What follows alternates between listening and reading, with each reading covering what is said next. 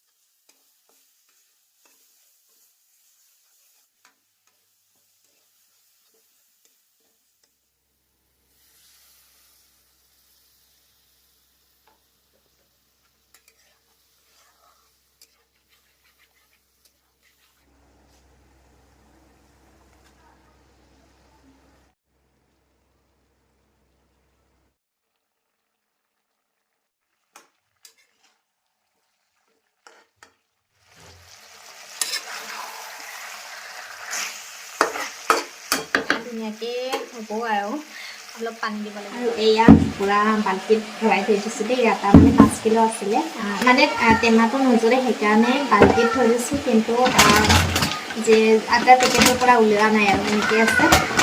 5 kilo আটা খাই খতম কৰি দিলোঁ। এতিয়া আজি আকৌ ৰুটি মাংস এতিয়া বনাওঁ ফটাফট।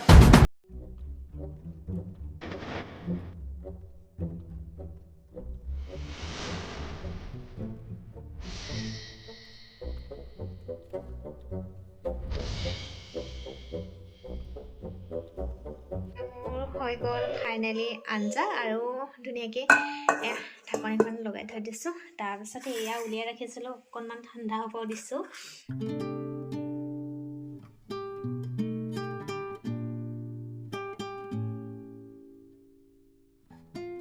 ভাজি উলিয়াই খোৱা অভ্যাসটো পূৰা আছে মোৰ। আপোনালোকৰ আছেনে ক'ব দেই। আৰু গোসাঁনী পাপাক চবকে মানে ভাজি লাগিবই। আঞ্জাত বাকী যিয়ে নাথাকক কিয় এনেকৈ ভাজি অলপ সৰহকৈ মানে উলিয়াই ৰাখোঁ। আপোনালোকে চাই থাকক, মই খাই থাকোঁ দেই।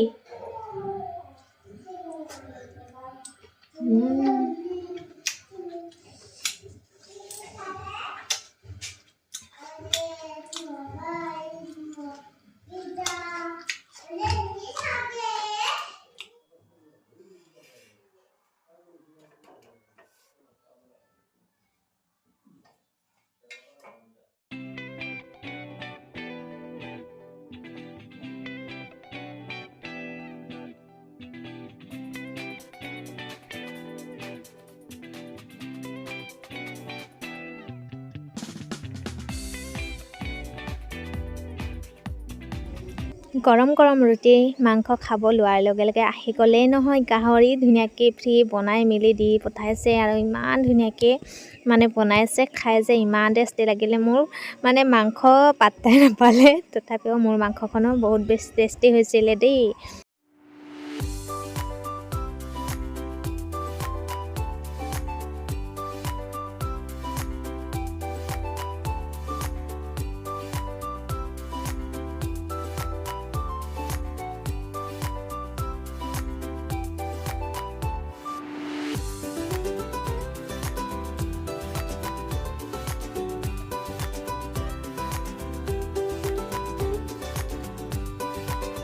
সেই তেতিয়াৰ পৰা যোগাৰ কৰিলোঁ, তাৰপিছতে বনালোঁ। বনা হোৱাৰ পিছত খোৱাতনো কিমান সময় লাগিলে, 15-20 মিনিটত হৈ গ'ল। এতিয়া আকৌ এইবিলাক দেখিছেনে, ইমানেই বেছি ঠাণ্ডা পানীখিনি, মানে টেংকিৰ পানী যে সেইকাৰণে বহুত বেছি চেঁচা, হাতখন যে নায়ে নিচিনা লাগি গৈছে। আৰু ৰাতিয়ে সকলোখিনি চাফা কৰি ৰাখিলে মানে মনটো কিবা এটা ভাল লাগে হয়নে, নহ'লে ৰাতিপুৱা শুই উঠি আকৌ দেখিলেই কিবা লাগি যায়। তো আজি ভিডিঅ'টো ইমানেই আছিলে। নেক্সট ভিডিঅ'ত আকৌ লগ পাম, তেতিয়ালৈকে সকলোৱে ভালে থাকক, টাটা বাই বাই।